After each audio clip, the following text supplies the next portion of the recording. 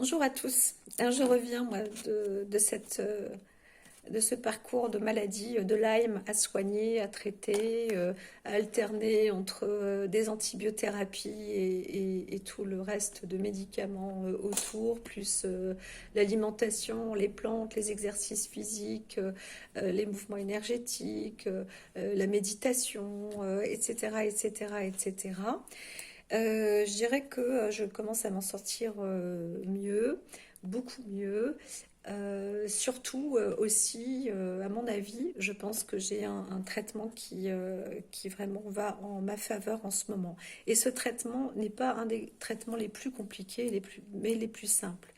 Alors, en plus de ça, en parallèle, puisque maintenant, cérébralement, je vais beaucoup mieux, nettement, nettement mieux, ça y est. Depuis peu, vraiment, je vois que ça va beaucoup mieux. Voilà. Donc, j'ai pu entamer ce livre, celui du professeur Horowitz. Je ne sais pas que je vais faire de la publicité, mais déjà, il n'en existe pas tant que ça, des bouquins. Et lui, c'est quelqu'un qui a soigné plus d'une dizaine de milliers de personnes de maladies chroniques et particulièrement aussi de personnes atteintes de la maladie de Lyme. Et donc, il a réussi, c'est un génie hein, quand même, hein, il faut être déjà pour le lire, son bouquin, faut s'accrocher. Mais lui, ouais, il est costaud. Et alors, j'ai remarqué que effectivement, moi j'ai mes pratiques personnelles. J'ai mes pratiques, je suis à la base naturopathe et j'ai des pratiques d'oracle, de médiumnité aussi, etc. Mais donc je fonctionne pas toute seule. J'ai mes guides, c'est un petit peu à la Ambroise Paré, c'est je pense et Dieu guérit. Voilà, et bien sûr, se soigner soi-même, c'est pas aussi facile qu'on ne le pense. C'est beaucoup plus difficile de se soigner et de se guérir soi-même que de soigner les autres. Voilà, c'est assez étrange. Après, c'est aussi se soigner et guérir pour soi, c'est aussi un travail. Mais là, c'est différent. Moi, je peux soigner aussi avec les mains, etc. Bon, bref, pour parler de cette maladie de Lyme, qui est quand même une maladie où on a une invasion d'entités dans le corps. Bien sûr, scientifiquement parlant, entité, il n'y a rien d'extraterrestre. Et quand bien même si c'était des entités extraterrestres, ce serait pareil. Donc c'est relié avec la science, ce sont des bactéries qui arrivent à s'associer avec... elles arrivent à vivre dans différents terrains, qui soient acides, qui soient basiques, qui soient surtout avec ou sans oxygène. Et en plus, euh, elles arrivent à utiliser plusieurs formes. Donc là, moi, aujourd'hui, je vois elles se calment. Elles sont certainement même rentrées dans ma thyroïde. Voilà, ça c'est une explication. Euh, Maintenant, j'en suis pas là pour l'instant. Ce que je voulais dire surtout, c'est que je suis un peu tombée sur le poteau rose, entre guillemets. Euh, je viens de saisir en faisant des recherches. Donc, au travers de son livre, je lis la nature de cette antibiotique qui est donc prescrit en général pour les formes spiralées à la base. Je me renseigne, hein, voilà, je me prépare moi des lexiques, et puis, je vois donc sur par- parmi ces protocoles, il parle donc de pénicilline, voilà, et particulièrement la pénicilline G. Donc, je regarde hein, sur Internet, aussi simple que ça. Merci, Gogol, merci. Et donc, bien évidemment, découvert par Nicolas Fleming, etc., cette pénicilline. Je vois aussi qu'elle a été limitée alors que l'Organisation mondiale de la santé dit que c'est l'indispensable. Et c'est vrai que, donc, moi je reçois aussi des messages comme ça qui indiquent que c'est vraiment un peu comme en gémothérapie, l'indispensable, ça va être le cassis, le ribes nigrum. Et bien, dans des graves maladies, la pénicilline est ciblée. Hein. Par contre, c'est ciblé quand même parce que ce n'est pas à large spectre, c'est pas un antibiotique. Celui-ci n'est pas un antibiotique à large spectre. On a essayé de se remettre avec l'amoxicilline pour en faire une sorte d'antibiotique à large spectre. Voilà. Mais donc cette pénicilline, j'ai découvert en fait qu'il s'agit, quand il parlait un moment médiatiquement avec les autorités de santé, etc., à dire qu'il faut arrêter les antibiotiques. Il y a eu un problème avec les corps scientifiques, là, des grosses batailles, ça a chahuté. Eh bien, c'était simplement vis-à-vis de la pénicilline. Voilà. En fait, et depuis que celle-ci a été interdite, je pense qu'il y a eu une explosion accrue de cette maladie de Lyme.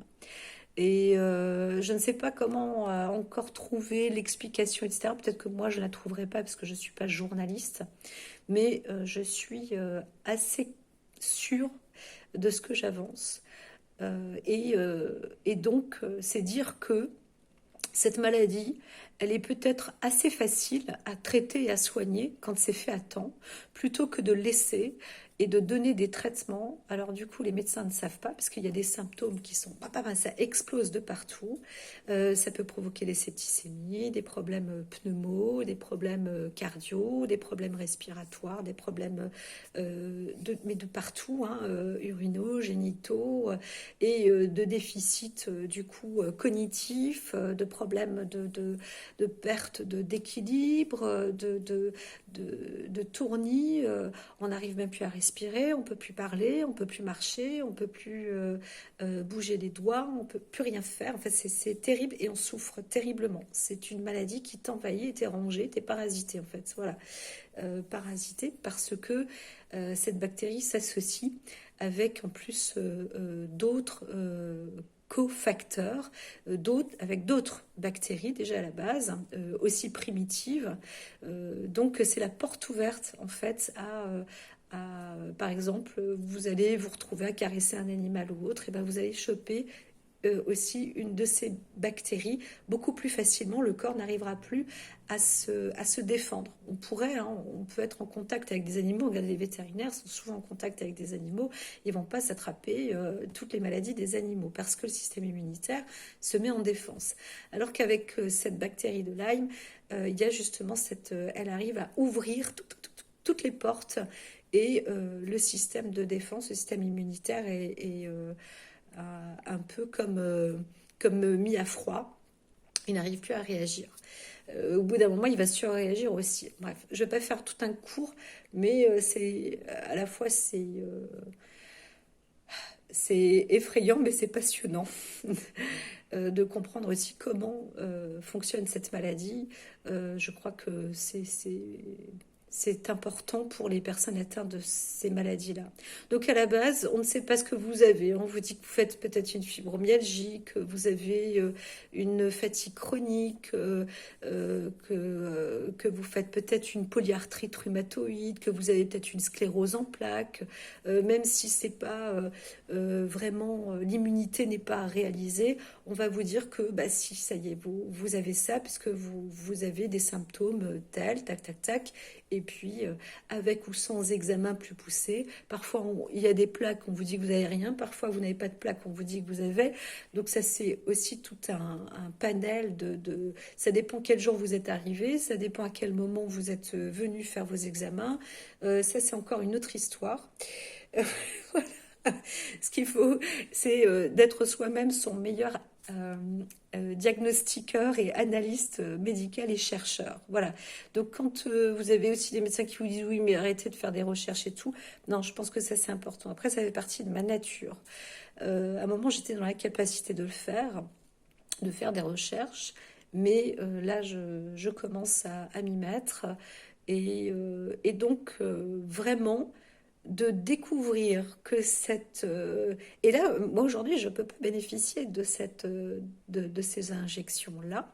Maintenant, j'aurais tendance à dire que j'en ai pas spécialement besoin, mais ce que je vais dire, c'est que euh, à mon avis, les personnes qui sont atteintes de ces maladies et qui ont une ribambelle de symptômes et qu'on leur dit, bah voilà, là vous êtes, alors le rhumatologue a dit que vous êtes dans la case des fibromyalgiques, tac tac, et que ce rhumatologue, donc, ou après le neurologue ou l'algologue, vous indique que vous êtes ceci et cela, et on vous prescrit, bien évidemment, des neuroleptiques, on vous prescrit euh, des, euh, euh, des médicaments pour le système nerveux périphérique. On va vous prescrire bien évidemment de la morphine, des morphiniques, hein, des antidouleurs, etc. Euh, et en fait, compte pas d'antibiotiques. Parce que les antibiotiques, c'est pas automatique. En plus de ça, la maladie de Lyme, on la voit, on la perçoit plus ou moins. Les bactéries, elles sont très très malines. Elles savent hein, quand est-ce que elles savent quand est-ce qu'elles vont se faire piquer, quand est-ce qu'on va les attraper, les chercher, donc elles vont se planquer. Non, je dis ça, j'exagère, mais c'est vrai que leur lieu propice n'est pas le sang. Leur lieu propice va être plutôt le liquide spinéal, l'encéphale. Ça va être plus dans les glandes, dans les hormones même. Euh, Ça va être plus dans des régions organiques. Donc un peu le sang, mais pas tant que ça. Et quand on en trouve dans le sang, c'est qu'il y en a certainement quand même beaucoup. Voilà. Parce que bah, elles ont le temps de se reproduire en plus, elles ont le temps de refaire leur petite cuisine et qu'elles se sont déjà bien installées. Souvent c'est ça en fait, à mon avis c'est ça. Moi je suis atteinte de cette maladie depuis très très très longtemps, depuis des années, sauf que ça s'est ben, développé, intensifié, etc.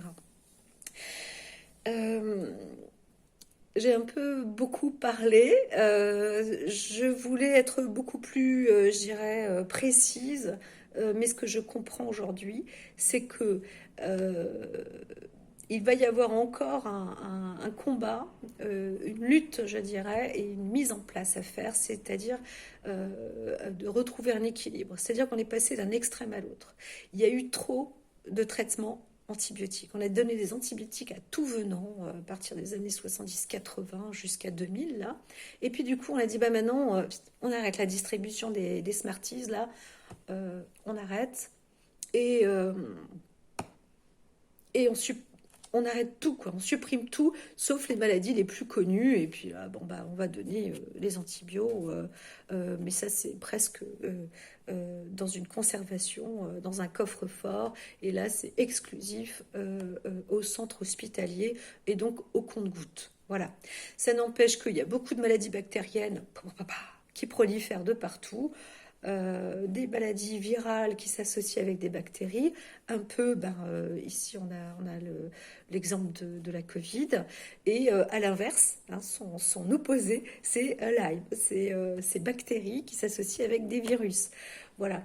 Donc c'est assez amusant quand même. Enfin amusant. C'est pas marrant quand on vit ça. Et on ne parle pas des taux de mortalité des personnes atteintes de la maladie de Lyme, hein, parce que Lyme, déjà, avant que ce soit découvert et qu'on diagnostique la maladie, faut vraiment ramer, hein. Faut y aller, hein. Je vous le dis, faut y aller, hein. Euh, donc, euh, donc voilà.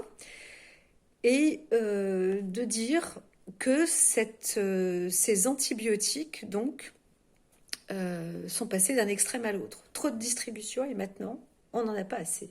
Enfin, on ne veut plus euh, traiter les personnes sous antibiotiques. Voilà. Alors que moi, avant qu'on découvre que j'ai la maladie de Lyme, ça suffirait. J'avais des infections, même ORL de partout, ça se voyait, c'était pas possible, quoi.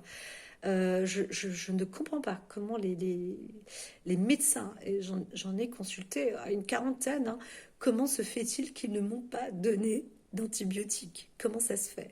J'ai eu donc un coup de bol comme ça, une qui est passée de passage et qui m'a donné des antibiotiques. Et j'ai eu quoi, 10 jours d'antibiotiques. Eh bien, ça m'a fait mais un bien extraordinaire. C'était spectaculaire. Avant qu'on découvre, donc à peu près 10 mois avant qu'on découvre que si, quand même, c'est la maladie de Lyme. Et là, bah, hop, j'ai droit à des antibiotiques à la place d'avoir des tonnes de drogue, quoi. Enfin, je disais, mais c'est pas possible, ça ne marche pas ce que vous me donnez. J'ai l'impression d'être face à des dealers en plus. Donc aujourd'hui, j'exprime un peu cette colère, mais je peux pas dire que je suis en colère. C'est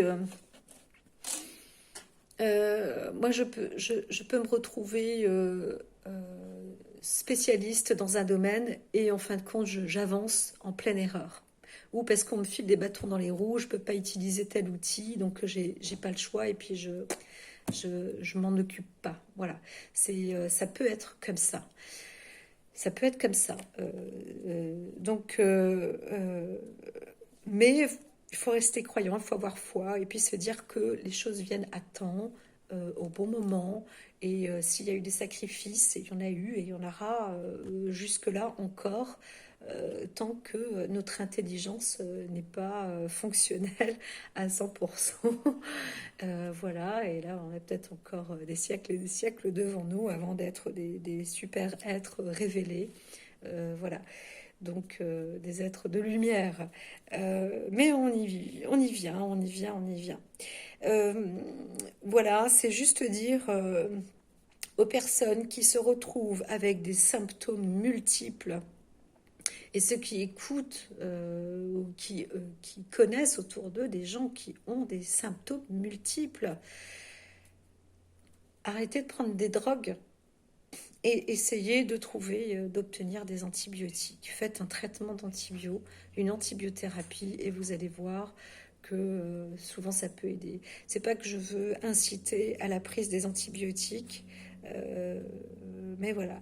L'amoxicilline, par exemple, est fabriquée apparemment exclusivement maintenant, et c'est un générique en plus, exclusivement en Inde et en Chine. Voilà.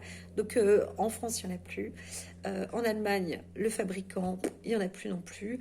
Et ça, c'est assez étrange. Donc tout ça se distribue presque au compte-gouttes aujourd'hui.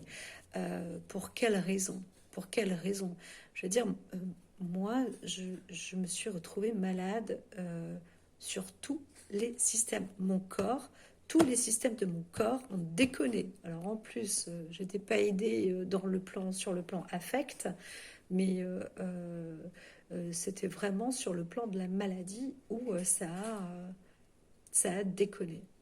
Et aujourd'hui, j'ai bientôt 50 ans. Je n'ai pas réussi ma carrière, alors que je peux m'arrêter, reprendre, arrêter, reprendre, arrêter et reprendre. Je suis quelqu'un qui aime créer, qui a toujours des idées, même derrière la tête. Et, euh, et cette maladie m'a vraiment mise KO. Alors, bien évidemment, il y en a qui disent, bah, tu vois, c'est qu'il y a une leçon derrière. Oui, oui, oui, oui, oui, il y a des nettoyages karmiques, il y a tout ça. De toute façon, on se remet toujours en question quand on tombe malade très longtemps. Une maladie chronique te permet, ou t'oblige même limite, à te remettre en question, à te poser des questions, à dire pourquoi j'en suis là, j'ai fait ci, j'ai fait ça, on voit mieux les choses, on prend du recul, etc. On voit en fait la mort de plus près, encore, et à répétition. Voilà ou, ou son corps. Mais ça aussi, ça c'est des explications euh, qui peuvent durer 1 heure, 2 heures de conférence. Euh, voilà, là je tombe vraiment sur ces traitements et je suis sûre et certaine aujourd'hui. Je n'arrête pas de le dire en fait depuis un moment. Moi, ce qui m'a sauvée, ce sont les antibiotiques. C'est pas du olé olé, c'est pas un coup de baguette magique, c'est pas une plante. Bien sûr, il y a un tout qui aide hein, autour, hein, mais vraiment, ce sont les antibiotiques. Et là où je suis sûre et certaine, c'est que si euh, on, on donne un traitement rapidement pour des personnes atteintes de Lyme, avec des bonnes doses, eh bien, normalement, cette personne-là ne tombe pas malade. Voilà, elle passe outre. Voilà, elle passe outre. Le hic aujourd'hui, c'est que toutes les personnes qui se font piquer maintenant, grosso modo, elles peuvent bénéficier d'antibiotiques. Ah, ça, c'est peut-être pas non plus encore une affaire à suivre.